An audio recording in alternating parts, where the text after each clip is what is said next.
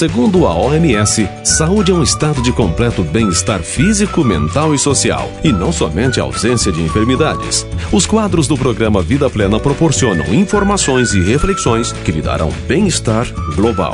Está começando o programa Vida Plena. Apresentação: Ivanise Diel e Augusto Ablin.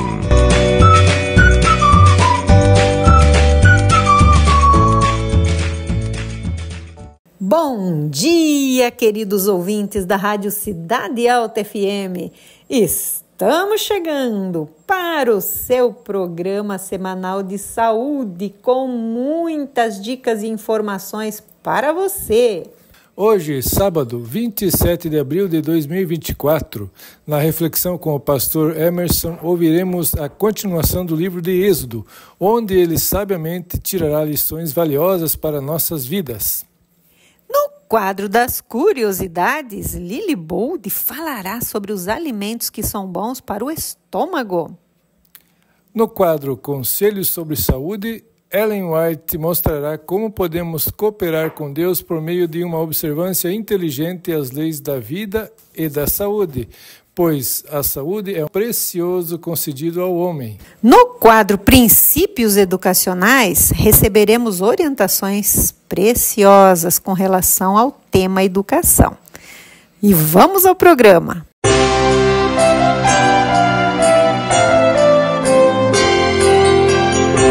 A reflexão da semana com o pastor Emerson Garcia Metzger.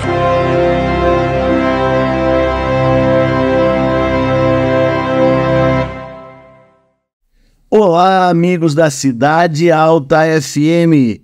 Quão bom, quanta alegria estar com você mais uma vez, ouvindo, lendo a Palavra de Deus.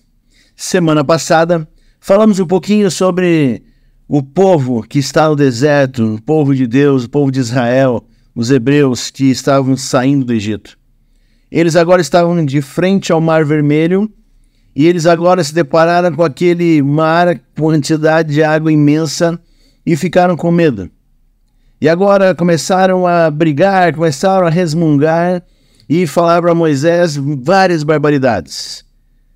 E entre elas, não tinha sepultura suficiente para nos enterrarmos lá no Egito? Mas Moisés contorna a situação, conversa com Deus e Deus diz assim: diga ao povo que marche. Marchar para onde? Para dentro do mar. Olha só que coisa interessante. E aí nós conversamos que a parte que nós temos que fazer, Deus não faz por nós. E hoje vamos ler a sequência deste acontecido. Diz assim, o verso 16 do Êxodo 14. Êxodo 14, verso 16, assim: E tu, Moisés, levanta a tua vara, estende a tua mão sobre o mar, e fende-o, para que os filhos de Israel passem pelo meio do mar em seco. Que coisa emocionante! Agora Deus dá uma ordem, então Deus duas ordens, mandando o povo que marche e mandando Moisés agora estender a sua vara sobre as águas daquelas águas, para que elas pudessem se abrir. E se você continuar lendo aí, você vai ver que eles passaram pelo mar a seco, e sem nenhum problema. E agora na sequência, no verso 27 do Êxodo 14, diz assim: ao final que todos já passaram, né? Todos os hebreus já passaram pelo mar. Agora então, Moisés estendeu a sua mão sobre o mar, e o mar retornou à sua força ao amanhecer. E os egípcios fugiram ao seu encontro.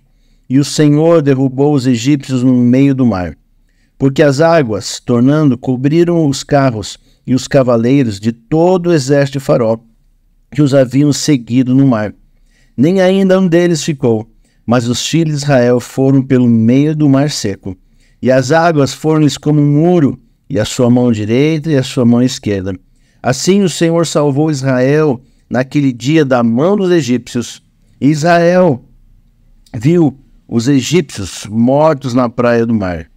E viu Israel a grande mão que o Senhor mostrara aos egípcios, e temeu o povo ao Senhor, e creram no Senhor e em Moisés, seu servo.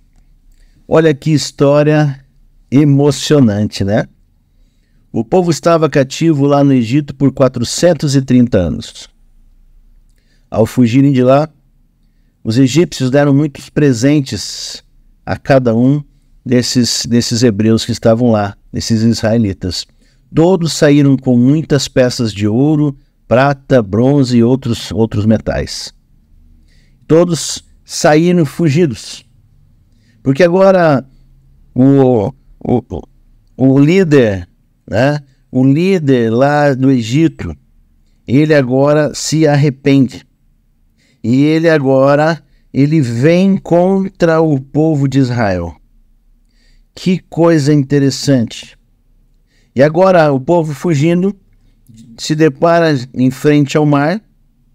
E ao se deparar de frente ao mar, eles agora têm que ter mais uma vez a mão de Deus sobre eles. Eu queria trazer essa história agora para os nossos dias, na sua vida e na minha vida. Quantas vezes você já se deparou em frente ao Mar Vermelho?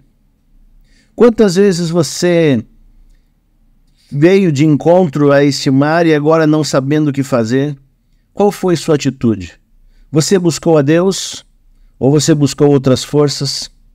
Você foi ao encontro de Deus e pediu agora um milagre, uma libertação? Ou infelizmente ficou só resmungando, reclamando da vida e voltou para o Egito e se entregou nas mãos dos soldados do Egito? É isso que a gente faz na nossa vida. Ou a gente confia em Deus e vai para cima do Mar Vermelho, ou a gente se arrepende e volta para trás. Volta para trás e aí fica agora sob as mãos do inimigo. E a pergunta que eu faço hoje para você é: você tem confiado em Deus em todos os momentos? Você tem enfrentado e tem ido para cima deste mar vermelho da sua vida? Cada um de nós temos nossas dificuldades, temos nossos problemas, temos situações que às vezes parecem impossíveis aos olhos humanos. Mas vou dizer uma coisa para você: os olhos humanos têm uma visão muito curta, uma visão extremamente curta. A gente enxerga muito pouco, a gente não consegue enxergar realmente ter toda a visão do todo, da história completa. Mas Deus, sim, Ele tem esta visão. E Deus está sempre à disposição sua para fazer as coisas impossíveis. Mas lembre de uma coisa: aquilo que é possível, você precisa fazer. É interessante nessa história, né? O mar se abre, o povo passa agora no seco. O povo de Deus passa no seco. E quando agora o povo acaba de passar, Moisés agora coloca de novo a sua vara, toca de novo a sua vara no mar. E agora esse mar se fecha.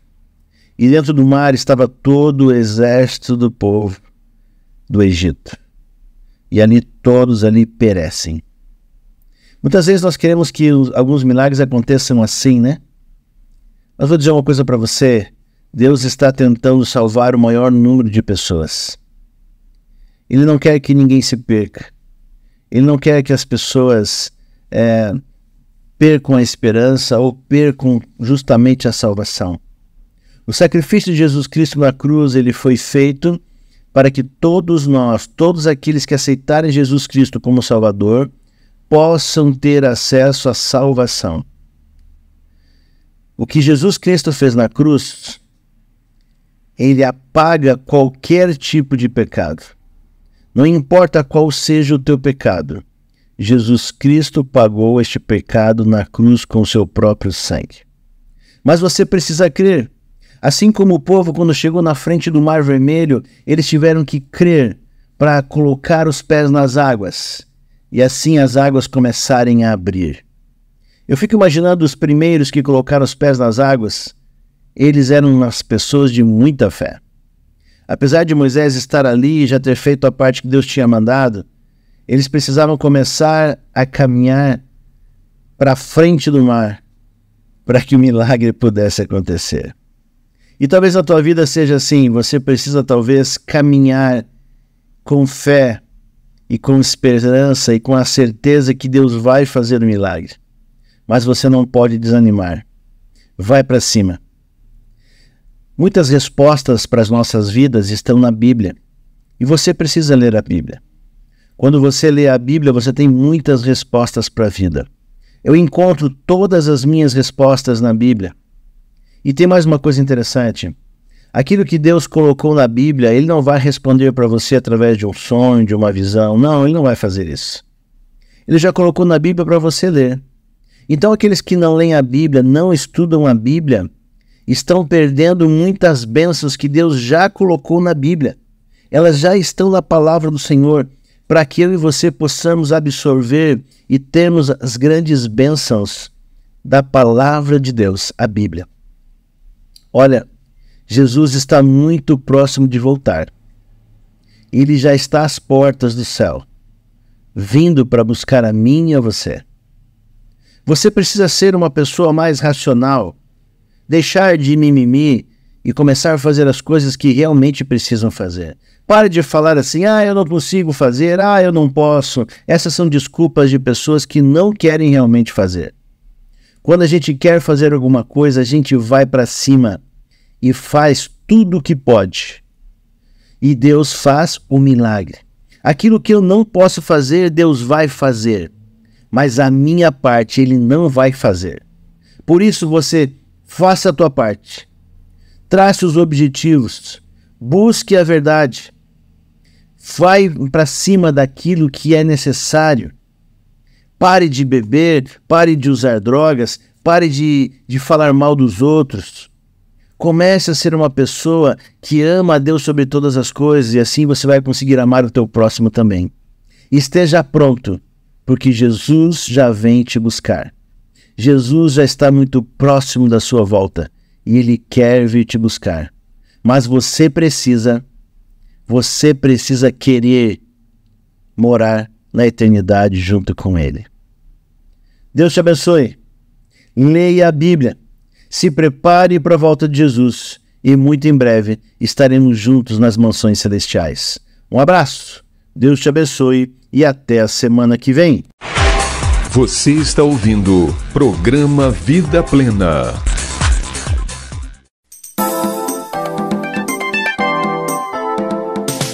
Vida Plena apresenta Curiosidades da Semana com Lili e Buldi.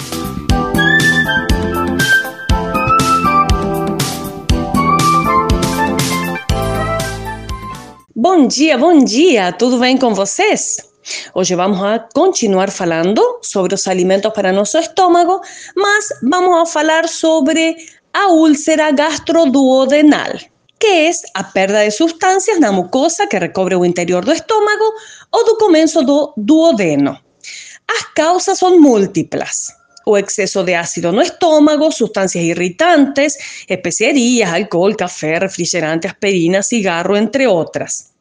Também as causas são certos micro-organismos como o Helicobacter pylori, que podem causar gastrite e úlcera no estômago e duodeno. Estresse ou tensão nervosa, que causa vasoconstrição e um menor aporte de sangue à mucosa do estômago que fica desprotegida. Nos últimos anos, demonstrou-se que algumas das recomendações tradicionais para o tratamento da úlcera gastroduodenal carecem de fundamentos. Por exemplo, que o consumo abundante de leite facilita a cura da úlcera. Hoje se sabe que ele pode aumentar a acidez. Que o processo de comer com frequência e em poucas quantidades é necessário. Isso submete o estômago a uma estimulação quase permanente, que aumenta mais a produção de ácido e resulta contraproducente na cura da úlcera. 3 refeições ao dia são preferíveis a 5 ou 6. Que se deve evitar o consumo de fibra, de alimentos crus. Se forem bem mastigados, protegem contra a úlcera. Precisamos reduzir o as bebidas alcoólicas, o café, especiarias, mariscos, carnes, leite, açúcar branco. E aumentar o couve, as batatas, aveia, mandioca, quiabo, fruta do conde, aceites, mel, fibras, vitamina A e vitamina C. Até a próxima semana. O programa Vida Plena apresenta Conselhos sobre Saúde.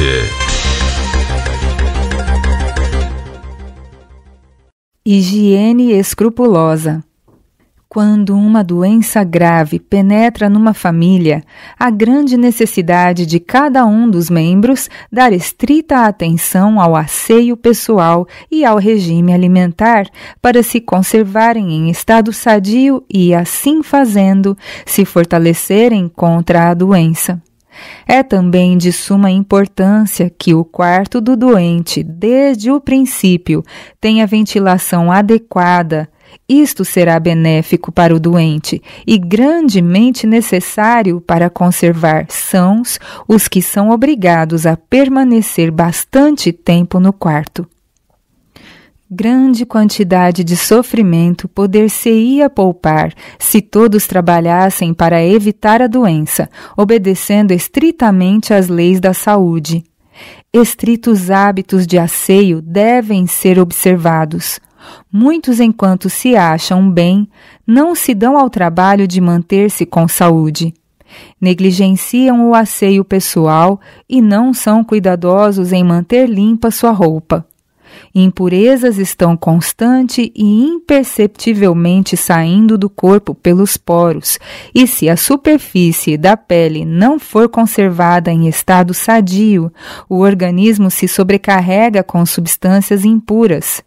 Se a roupa usada não é lavada frequentemente e muitas vezes arejada, torna-se imunda com as impurezas que são expelidas do corpo pela perspiração sensível e insensível.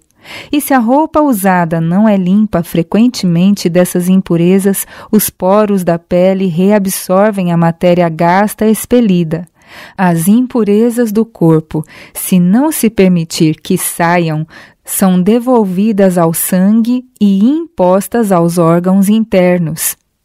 A natureza, para aliviar-se das impurezas tóxicas, faz um esforço por livrar o organismo, esforço que produz febres e que se denomina doença. Mas mesmo então, se os doentes ajudassem a natureza em seus esforços, mediante o uso de água pura, branda, muito sofrimento seria evitado. Muitos, porém, em vez de isso fazer e procurar remover do organismo a matéria tóxica, nele introduzem um veneno mais mortífero para remover um tóxico já ali presente.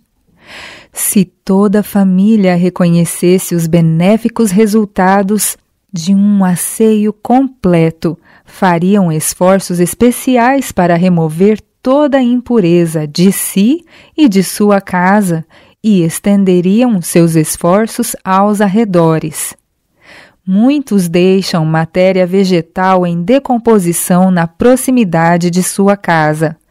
Não estão alerta aos efeitos dessas coisas. Dessas substâncias em decomposição sobe constantemente uma emanação que intoxica o ar. Inalando o ar impuro, intoxica-se o sangue, os pulmões ficam afetados e todo o organismo enferma. Doenças de quase todas as descrições são causadas pela inalação do ar afetado por essas substâncias em decomposição. Famílias têm sido afligidas com febres. Alguns membros têm morrido e os restantes da família quase murmuraram contra seu Criador por causa da triste perda, quando a causa única de toda a sua doença e morte foi resultado de seu próprio descuido. As sujidades em volta de sua casa acarretaram-lhes doenças contagiosas e as tristes aflições de que acusam a Deus. Toda a família que preze a saúde deve limpar sua casa e arredores de toda substância em decomposição. Deus ordenou que os filhos de Israel, em caso algum, tolerassem a impureza em sua pessoa ou sua roupa. Os que tinham qualquer impureza pessoal eram excluídos do acampamento até a tarde, e então tinham que lavar-se e a sua roupa antes de poderem entrar no acampamento. Também lhes ordenou Deus que não tivessem sujidades em seus arredores, até grande distância do acampamento, para que o Senhor, passando, não visse sua imundície. Com respeito ao asseio, Deus não requer menos de seu povo hoje do que em relação ao Israel antigo. A negligência da limpeza induz a doença. Doença e morte prematura não vêm sem causa. Febres obstinadas e graves doenças têm prevalecido em comunidades e cidades anteriormente consideradas salubres, e alguns têm morrido, enquanto outros foram deixados com a constituição alquebrada, mutilados por toda a vida pela doença. Em muitos casos, seu próprio quintal contém o agente de destruição que despediu veneno letal para a atmosfera para ser inalado pela família e a vizinhança. A lerdeza e negligência testemunhada às vezes é animalesca, e a ignorância dos efeitos dessas coisas sobre a saúde é assombrosa. Esses lugares devem ser limpos, especialmente no verão, com auxílio de cal ou cinza, ou pelo enterramento diário. Você está ouvindo o programa Vida Plena.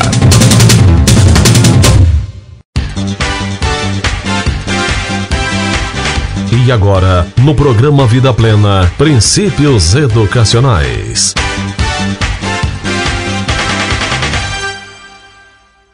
Os seres humanos, naturalmente propensos ao mal, inclinam-se a tratar severamente com os que são tentados e erram. Não podem ler o coração, não conhecem suas lutas e dores. Necessitam aprender acerca daquela censura inspirada no amor, do golpe que fere para curar, da admoestação que traduz esperança. Não foi João, aquele que com ele vigiou no tribunal, que esteve ao lado de sua cruz e que dentre os 12 foi o primeiro a chegar ao túmulo. Não foi João, mas Pedro, o que pessoalmente foi mencionado na primeira mensagem enviada por Cristo aos discípulos depois de sua ressurreição. Dizei a seus discípulos e a Pedro, disse o anjo, que ele vai adiante de vós para a Galiléia, ali o vereis. Na última reunião de Cristo com os discípulos, junto ao mar, Pedro, provado pela pergunta feita 3 vezes, amas-me, foi restabelecido em seu lugar entre os 12. Foi-lhe indicado o seu trabalho, ele devia alimentar o rebanho do Senhor. Então, como sua última instrução pessoal, Jesus ordenou-lhe, segue-me tu. Agora ele podia apreciar essas palavras. A lição que Cristo dera quando pôs uma criancinha no meio dos discípulos e lhes ordenou que se tornassem semelhantes a ela, Pedro podia compreender melhor. Conhecendo mais completamente não só a sua própria fraqueza, como o poder de Cristo, estava pronto para confiar e obedecer. Em sua força poderia seguir o Mestre.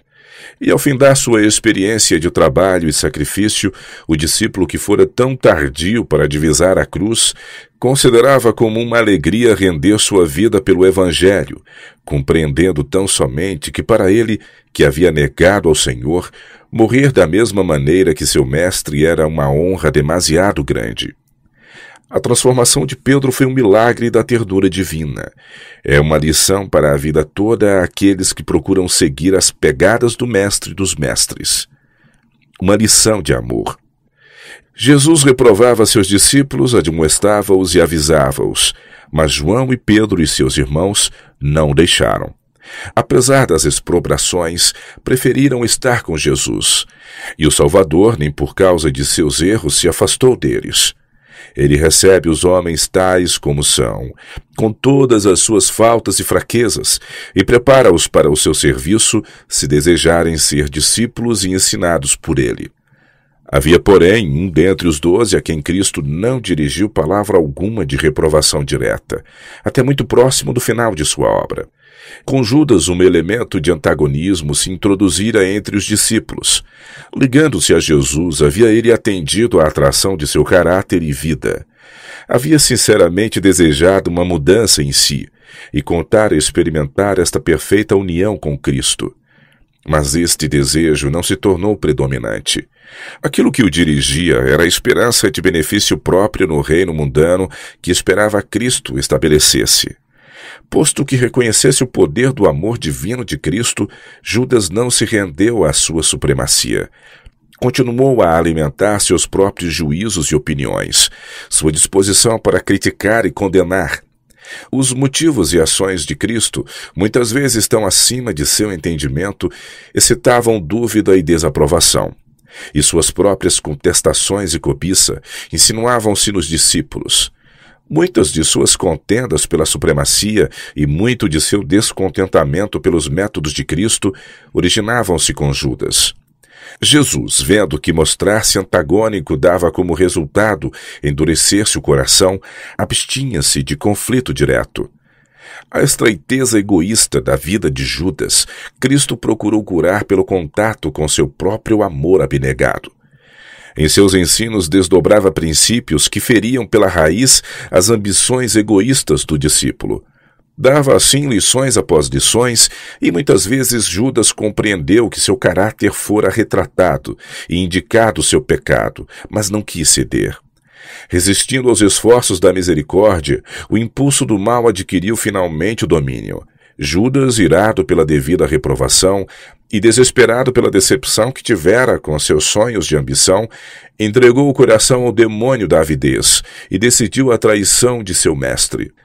Da sala da Páscoa, da alegria da presença de Cristo e da luz da esperança imortal, saiu ele para a sua nefanda obra, nas trevas exteriores onde não havia esperança.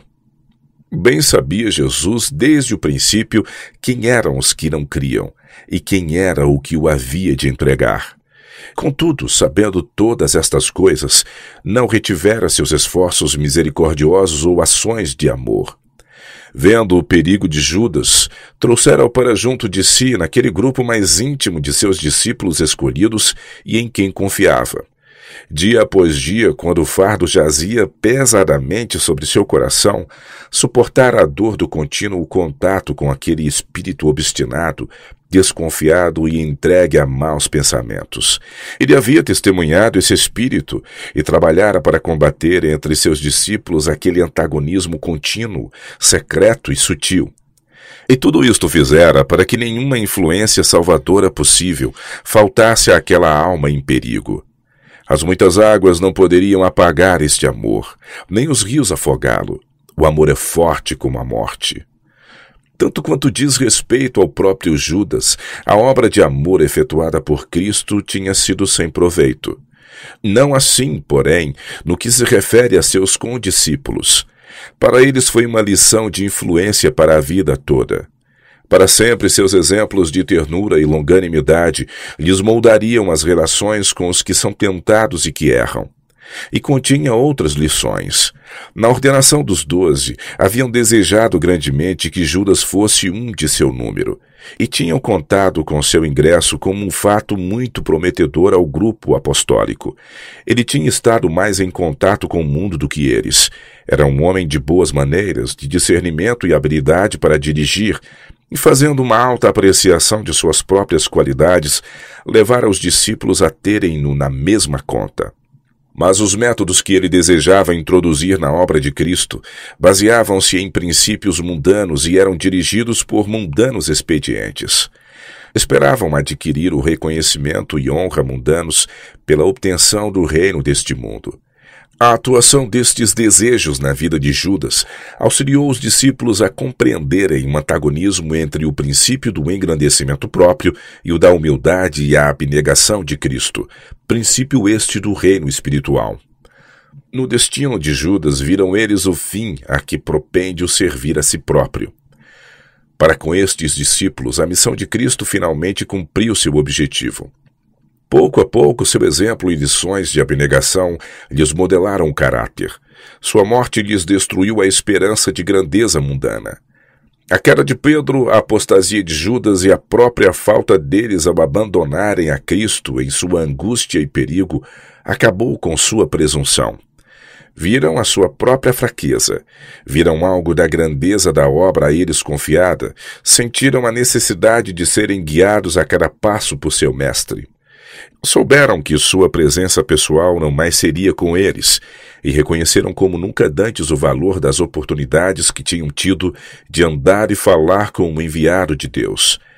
Não haviam apreciado ou compreendido muitas das suas lições quando foram dadas. Agora desejavam lembrá-las e de novo ouvir suas palavras.